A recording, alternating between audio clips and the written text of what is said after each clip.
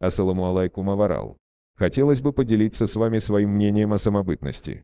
В последнее время в нашем современном мире мало кто уделяет внимание значимости самобытности, в том числе о традициях, обычаях и единстве нашего аварского народа. В наши дни общество обращает столь же пристальное внимание на инкультурацию и этническую социализацию своих новых членов. В жизни современного человека вопросы, связанные с принадлежностью к этнической и другим социальным группам, не являются столь же важными, как для его далекого предка. Для большинства людей более важными оказываются проблемы повседневной жизни, связанные с работой, зарплатой, воспитанием детей, проведением свободного времени. В жизни человека и целой общности возможны ситуации, когда ответ на простой вопрос «кто я?», «кто мы?» становится существенной проблемой.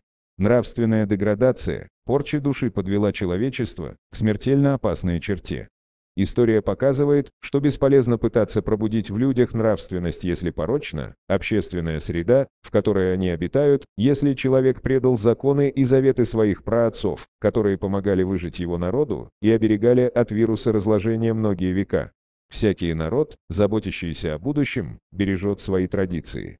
И потому мы, авары, выступаем за сохранность своего народа, своей национальной самобытности, за единство аварского народа. Я авар.